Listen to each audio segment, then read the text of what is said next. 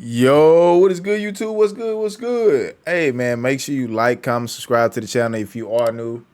The horrifying discovery that closed this camp forever. Yes, sir. Yeah, man, make sure you like and subscribe. We're going to get into the video, and if you want me to react to something else, put it in the comment section down below. Yeah, let's get into it. Let's go.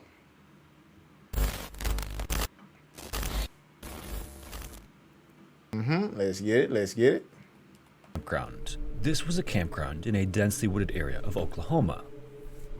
On the morning of June 13th, 1977, a camp counselor was walking to Damn, 1977? Oh, man, we back in the the day. campground when she God noticed something damn. strange up ahead on the ground. Okay. At first, she couldn't tell what she was looking at, but when she could, the discovery would be one of the most gruesome and horrifying incidents in Oklahoma history. Dead body.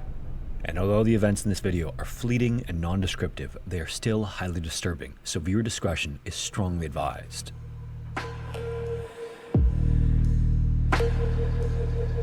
Damn, people murdering Girl Scouts? Oh, man. Camp Scott sat just outside the small town of Locust Grove. How could you see, like, Girl Scouts or Boy Scouts and want to, like, unalive them? Like, man, people are deranged and weird, man. Oklahoma, I'm telling on you. a stretch of land where the trees were thick and the outside world seemed distant. The camp had been around for decades by 1977, and over time it had built a reputation as a safe and trusted destination for Girl Scouts across the region. For many families, sending their daughters to Camp Scott was like a tradition. It was a place where kids could spend a couple of weeks outdoors, meet new friends, and come home with stories about nights around the campfire and days full of small adventures. The property itself was large and heavily wooded, with walking trails through the trees and small clearings where different parts of the camp had been set up. And instead of one central cluster of buildings, everything was spread out across the 400-acre property. Campers were divided into smaller groups, and each group was assigned to its own section of the camp. Okay. Those sections were called units, and each one had its name, its own set of tents, and a counselor nearby to keep an eye on things. This ain't unheard of. I done seen this before with camps. They still do this right now. All these different, ain't too, it's typical. The tents themselves weren't much more than canvas stretched over wooden platforms. Then inside, each had 4 cots and just enough room for a handful of girls to sleep and keep And it their seemed pretty belongings. cool. It was simple, but that was all really part of the appeal. The whole experience was meant to be a little removed from everyday life. Each unit was also arranged so that the tents sat in a loose row or curve, with the counselor's tent positioned close enough to monitor things. This helped to create a balance where the girls felt like they had space on their own, but there was also supervision within reach. Now, one of these units, called Kiowa, sat a bit farther back into the trees than some of the others. Oh, It wasn't dramatically isolated, but it was just far enough removed that it felt quieter and more secluded. The terrain there was also uneven, and the trees grew thick enough in some places to block parts of the unit from view.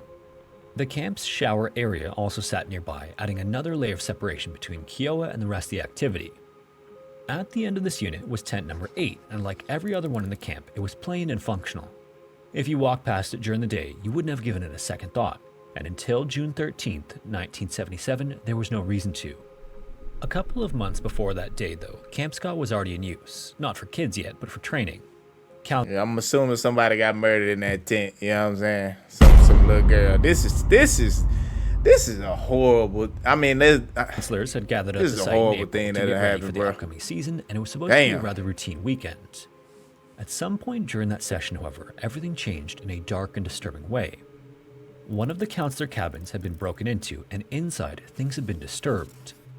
Personal belongings were moved around and scattered, and items were either taken or tossed aside.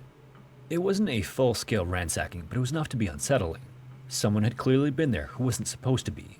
sheesh. As camp staff scoured the frightening scene, that's when they found the note.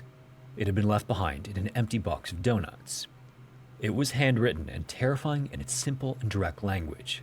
It said that whoever wrote it was planning to kill 3 girls in a tent. There was something else. Man, what? This sound like something straight out of a horror movie. I'm not gonna hold you. Like, what the fuck? 2. Not far from the cabin, someone had taken the time to put together a crude figure or effigy and hang it from a tree by a noose. Paired with the break-in and note, it made the whole thing incredibly creepy. At the same time, though, there were some details that made the entire thing easy to dismiss. The note itself didn't read like something carefully thought out. Along with the threat, it included odd references to Martians and things that didn't make much sense. This made it feel more like a bad joke. Don't tell me y'all ignored the note. Warning comes before destruction.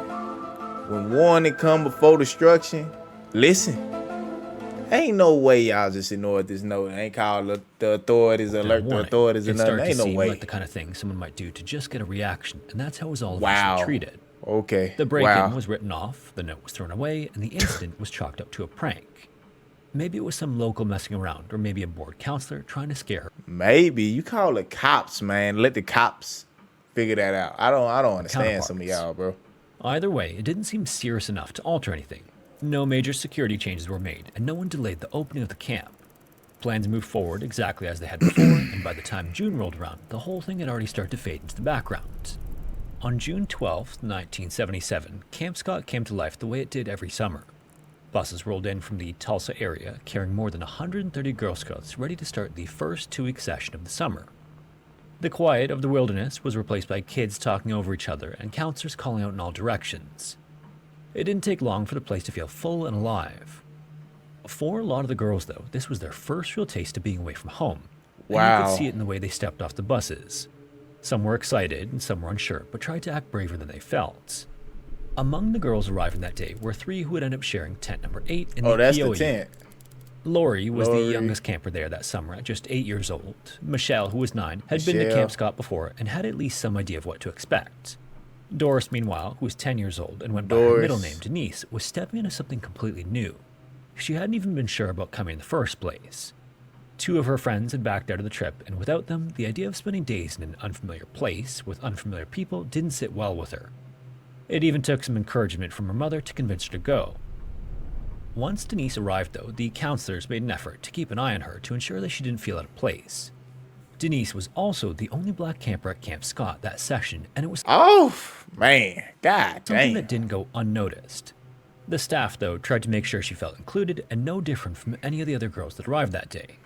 That's good, man. In the 70s, too. That's Michelle good. and Denise had never met before that day, but like a lot of kids in that setting, they didn't stay strangers for long. They found themselves assigned to the same tent, along with a 4th camper who wasn't scheduled to arrive until the following day. So for that first night at camp, it would be just the 3 of them. Individually, they were all on the quieter side, but put together, they blended in with the rest of the camp without much trouble. And rather quickly, their tent was filled with just as much chatter and laughter as the others. As the evening went on, everyone gathered together for the first campfire. Songs were sung, introductions were made, and whatever nerves were still hanging around started to settle. It was the kind of night Camp Scott had seen countless times before, and the 1977 summer session couldn't have gotten off to a better start. Eventually, the fire burned down and the campers were sent back to their tents to get settled in for the night. Flashlights clicked on and off as kids joked around inside their tents or wrote in their journals, but eventually, one by one, the lights of Camp Scott went out. Right. Once they did, though, the entire scene changed. Without any artificial light, the darkness of the wilderness settled in completely. It wasn't like being in Tulsa, where there was always some glow of lights from somewhere. Out near Locust Grove, the darkness was total. Some girls would later say it was so dark that they couldn't tell if their eyes were open or closed. The sounds faded. Damn, it's that damn dark. You ain't got no light. So they ain't had no lights around. Like, damn.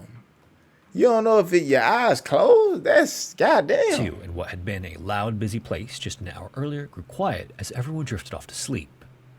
As the night wore on, though, the stillness of the camp was broken. Sometime around 1:30 in the morning, a counselor named Carla heard something that immediately got her attention. It sounded like a faint moaning coming from somewhere nearby, from the direction of one of the tents. She then got up and stepped outside to check things out. Out in the darkness, though, there wasn't much going on. There was no movement or clear source of the sound, and as quickly as it came on, it dissipated. The camp looked the same as it had before, and after a short time, with nothing obvious to point to, Carla went back inside her tent and fell asleep. That wouldn't be the end of the strange occurrences that night, though. In a nearby tent, one of the campers woke up when she noticed someone standing at the entrance. The flap had been opened just enough for a flashlight beam to illuminate the darkness inside. For a moment, the light moved across the tent, then disappeared. The girl wasn't sure of what she had just seen, and she stayed where she was. Like a lot of kids in that situation, she didn't immediately raise an alarm. It was strange, but not something she could fully make sense of, so she too just went back to sleep. Think about it. This is actually a perfect depiction of what they probably seen, right? Because they said it's so dark that you can't even see if your eyes are open or closed, but you see a beam of light. What can you really do at this time? Because you can't see the figure that's behind the light. You can only see the light. Man, that's just some unfortunate. This is unfortunate, man. Around 3 a.m., though, the quiet was interrupted again, this time by a scream. It came from the direction of the Kiowa unit, and another camper would later say she heard someone crying out for their mother. The sound carried just enough to wake a few of the girls nearby. Once again, though, there was hesitation by the campers. Damn. In the darkness, with no clear understanding of what was happening, know they can't see those who heard it did what seemed easiest in the moment. They just stayed where they were. When the screams faded, so did the odd occurrences that night, and silence settled back over Camp Scott. What? Soon enough, morning came, and as the sun rose through the trees, the sounds of the camp waking up began to echo through the woods. In the Kiowa unit, though, things were still quiet when Carla stepped out early and started walking toward the shower area to get ready for her day. As she walked along the trail in that direction, she noticed something strange just ahead of her. At first, she didn't register what it was. A shape was lying on the ground off the path, partially covered by a sleeping bag. For a moment, it looked like one of the girls had wandered out during the night and fallen asleep outside. It wasn't completely unheard of. Kids who were away from home for the first time sometimes did odd things at camp. But as Carla got closer to the object, it became clear that something wasn't right. Oh my God. Bruh, really? The only black camper too, man. That's crazy. I ain't saying that the other girl, but god damn. With most of her body on top of her sleeping bag. There was no movement and no sign that she was waking up or even aware of anything around her. It quickly became obvious that this wasn't a situation where someone had simply fallen asleep in the wrong place. Carla then turned and ran for help. She went back to get the camp director and the nurse trying to explain what she had seen. At that point, the assumption wasn't necessarily that something terrible had happened. Maybe it was some kind of medical situation. Man, when she returned to the scene with the others, though, the situation became much clearer and much worse. They quickly realized that Denise wasn't alone. Just a short distance away, there were two more sleeping bags. That man got all of them in that damn tent. He got all of them, or that one, or whoever. At first glance, wow, they looked empty. Camp over with. That's it. Everybody go home. That's it. Lori and Michelle. Both had been zipped into their respective bags, and all three girls were dead, having been finished in a violent fashion. Authorities were then called, and by mid-morning, the reality of what had happened was settling in for those who knew, but the rest of the Girl Scouts on the property were kept in the dark. Before noon, the campers were gathered up and told they would be leaving early. Buses were arranged to take them back to Tulsa, and when they arrived back in the city that afternoon, the scene waiting for them made it obvious something terrible had happened. Parents had long since gathered and were anxious to pick their children up. Some were crying, and news cameras had started to show up to capture the scene. It was only when the children were back in the arms of their parents that they learned the truth about why camp ended so soon after it had started. As this was going on, investigators flooded Camp Scott to begin piecing things together. Authorities quickly concluded that the three girls had been attacked sometime after they went to sleep. Based on what was found at the scene and later confirmed in the autopsies, the violence had started inside tent number 8. Lori and Michelle were found to have passed from severe blows to the head. Denise had also been attacked, but in her case, the cause was strangulation. Horrifyingly, all three of them had also been assaulted in some way. Then after the attack, the bodies were moved. Each of them was placed into a sleeping bag, then carried out of the tent and left along the trail that led to the showers. It wasn't far, maybe 150 yards, but it was far enough that they were no longer immediately visible from the tent itself. Wow. Investigators also began documenting what had been left behind. Inside and around the tent, there were obvious signs of a struggle. The amount of blood alone told detectives that, but there was other evidence that would become crucial to putting together a picture of what happened, and more importantly, who might have done it. A footprint, later estimated to be from a size 9.5 shoe, had been left behind, and a large red flashlight was found near the bodies. On its lens was a smudged fingerprint, but not one clear enough to identify. The flashlight itself had also been altered and was packed with newspaper, apparently to keep the batteries from rattling around and making noise. Wow. A strip of tape was also placed over it to partially dim the beam. Nearby, other items turned up, including a rope, duct tape, and a pair of women's eyeglasses. Whoever had done this hadn't come unprepared, and as the search expanded beyond the immediate area, more discoveries followed. Not far from the camp, investigators located a cave that appeared to have been used as a kind of hideout or shelter by someone. Inside were groceries, photographs, newspapers, and additional duct tape matching that at the crime scene. The newspapers inside the cave also matched the pieces found inside the flashlight. But Look at this shit most here. chilling of all, someone had written a message on the wall of the cave that read, quote, "The killer was here. Bye-bye, fools." Bro, y'all really could have avoided this if y'all would have alerted the authorities. You know, I don't know. Maybe they wouldn't have found nothing, but bro, a random person just writing a note saying they gonna kill people, and y'all took it as a joke. Y'all you should have alerted the authorities. I don't know why y'all ain't alert the The authorities. investigation then only ramped up in the days that followed. The scene itself offered pieces of the story, but none of what was found and recovered immediately gave authorities a clear answer on the course of events. What they did have, though, was a growing sense that whoever had done this knew the area. The terrain around Camp Scott wasn't easy to navigate if you weren't familiar with it. Dense woods and scattered backroads made it the kind of place where someone could move around without being seen if they knew where they were going. That led investigators to start looking at people who already had ties to the region. For 10 long days, the public was fed bits and pieces of information during press conferences held by investigators, but behind the scenes, authorities already had a name. On June 23, 1977, they went public with it, announcing during a news conference that a man named Gene Leroy Hart had been charged with the killings. At the time, Gene was 33 years old, a local from the Locust Grove area, and already well known to law enforcement. In fact, police were already looking for Gene because he was on the run. Years earlier, he had been convicted of violent crimes, including the abduction and assault of 2 women and later a series of burglaries. His sentences had added up to an astounding 308 years in prison, but despite that, he managed to escape custody not once, but twice. By the summer of 1977, he had been living as a fugitive for 4 years. That alone made him someone authorities were eager to find, but there was more. Gene had grown up in the area surrounding Camp Scott. He knew the woods, the terrain, and the back roads. Investigators believed that he would have been capable of moving through the area without drawing attention, possibly even living off the land if he needed to. Gene was also seemingly connected to the cave. It was a place Gene was known to be familiar with, and some of the items found there were believed to have belonged to him. Damn. Taken together, it was enough for authorities to act. To them, Gene fit the profile of what they were looking for. I can't believe you just killed 3 little girls, man. Like, what are we doing, bro? What was the, like... He had a background of violence and was familiar with the area, and in the view of investigators, there were pieces of physical evidence that helped place him nearby. Outside of law enforcement, though, not everyone was so convinced. For some people in Mays County, despite his history, Gene didn't seem capable of the senseless murders. He was someone they had grown up with and gone to high school with. Former teachers and classmates described him as quiet, respectful, and even well-liked. Their view of him didn't line up with the image of the man authorities were describing.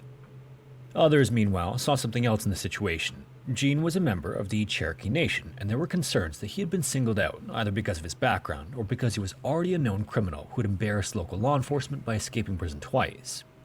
But either way, from the standpoint of the investigation, authorities had their suspect.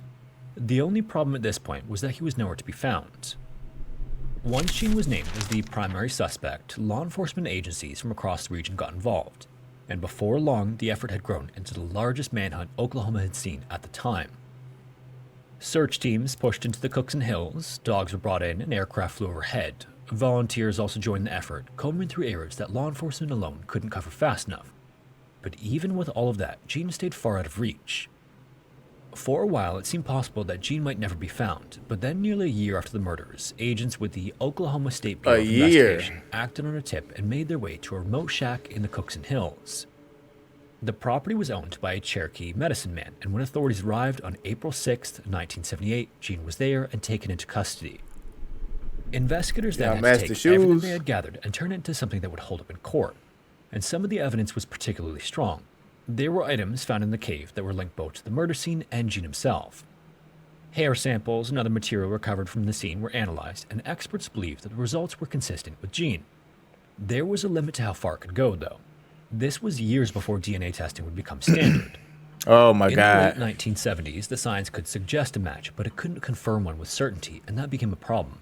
Ugh. Even some within the investigation acknowledged that there was no single piece of evidence that placed Gene inside tent number 8 at the time of the murders. What they had instead was a collection of details that, when viewed together, pointed in his direction. By the time Gene went to trial in March of 1979, the case had already taken on a life of its own. People lined up hours before the courtroom doors opened, hoping to get a seat. The murders had shaken the region, and now, nearly 2 years later, this was supposed to be the moment of resolution. Gene entered the He got off. courtroom, though, looking nothing like what many people expected. He wore a dark blue suit and was neatly put together. He carried himself in a calm, controlled way, and there was nothing outwardly aggressive about him. If anything, his appearance worked in his favor. He didn't look like someone on trial for something this violent. To some, he came across more like a teacher or business professional than a defendant, and this helped him garner more support from the community. The prosecution presented its case first, and they put together all the individual pieces that painted Gene as guilty. Even despite the uncertainty of the biological evidence, it was a strong picture, but when the defense began its case, things started to shift. Instead of trying to explain everything away, Gene's defense team focused on the investigation itself. From their perspective, how the evidence had been gathered and interpreted was problematic. They questioned the reliability of the forensic work and challenged whether the items found in the cave could truly be tied to Gene in any kind of meaningful way. They even raised the possibility that some of the evidence had been mishandled or planted. More than anything, though, they leaned into the idea that authorities had made up their minds that Gene was the killer early on. Over the course of 10 days, the two sides wrapped up their cases and presented their closing arguments. Things were then He better get found not on guilty. March 29th, and they spent several hours that day going over what they had heard. When they returned the next morning, it took only 30 minutes more of deliberation to reach a unanimous verdict. Once the jury returned to the courtroom and the charges were read one by one, all of them were followed by a verdict of not guilty. I knew it. I knew it. I knew it. The reaction This shit from those crazy. in attendance in the courtroom was So you telling me somebody just killed 3 little girls and got away with that shit? Man, that shit crazy, divided. bro. Some people let out cheers while others sat in silence, trying to process what Wow. they just heard. And outside the courtroom, the response was just as divided. Wow. There were those who believed the system had worked exactly as it was supposed to, and that the state had failed to prove its case beyond a reasonable doubt. There were just as many who saw it differently, though. Law enforcement in particular were stunned by the verdict, as they had no doubt that Gene was guilty of the killings. Regardless, though, Gene would walk out of the courtroom that day having been acquitted. And you can't retry him because double jeopardy. You can't nothing. That's crazy, man. That might Even be so, the he killer, but y'all need more evidence. Wasn't a That's free crazy. man. Because of his previous convictions, he was returned to prison to continue serving what remained of a sentence that still stood in excess of 300 years. Then, Oh, well. What? even so, he wasn't a free man. Because of his previous convictions, he was returned to prison to continue serving what remained of a sentence that still stood in excess of 300 years. So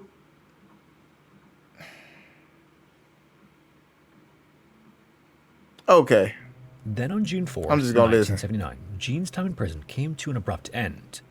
Just 2 months after his acquittal, Gene had been in the prison yard that day and spent about an hour lifting weights and He jogging. died. At Somebody some point killed him. during that time, he collapsed and died. He was just 35 years old, and it was determined that he had passed from a massive heart attack. The case of the Oklahoma Girl Scout murders was already one with so many questions left unanswered. And now the person at the center of it all was gone. Whatever answers Gene might have had, if he had any at all, were gone with him. A few days later, his funeral was held in Locust Grove, and the turnout was significant. An estimated 1,000 people showed up, and it was enough that the service had to be held in a high school gymnasium to accommodate them all. For years after the trial, the case sat in a kind of standstill. There were no new arrests or major breakthroughs in the investigation. Authorities maintained that they had pursued the right suspect. The court, however, had reached a different decision, so without anything new to move the case forward, it remained right where it was. Over time, though, the tools It's available closed to it. examine the evidence began to change. By the late 1980s, DNA testing was starting to become part of criminal investigations. It wasn't as advanced as it would later become, but it offered the ability to compare biological evidence with a level of precision that earlier methods couldn't match. In 1989, evidence from the case was tested again, but once again, the results didn't provide an answer. Some of the findings Really? were consistent with Gene, but they weren't strong enough to draw a definitive conclusion. Statistically, the results could apply to a relatively small group of people that included Gene. I wonder if they you know what I mean, tried to figure out that case now, or just cases in general now, because I know they can figure out cases that happened a long time ago. They got the technology to do it. I don't know how, but they got the technology to do it now. But So not just one person. Then in 2017, renewed interest led to a new push for testing. Funding was raised to apply more advanced forensic methods with the hope that something meaningful could be pulled from the evidence. This time, the results came back with a bit more clarity. In 2022, authorities announced that the latest testing strongly suggested a link to Gene. While it still didn't produce a complete DNA profile that could conclusively identify him as the source, the findings were enough to rule out several other individuals who had been considered over the years. The only one who couldn't be ruled out was in fact Gene. However, for now, a definitive answer depends on time and technology, and that's where things stand today. As for Camp Scott, it closed on June 13th, 1977, and it was never reopened. damn, man, Camp Scott, bro, man, y'all like, comment, subscribe to the channel if you are new to the channel. That was the horrifying discovery that closed this camp forever. That is tough that this man done, or somebody done unallowed 3 girls, and you really didn't solve the case, bro. Really, whoever did it, if it wasn't that person, they pretty much got away with it, man. So, but y'all like, comment, subscribe to the channel. If y'all have something that I can react to, man, put it in the comment section down below. Without further ado, we done. Yes, sir.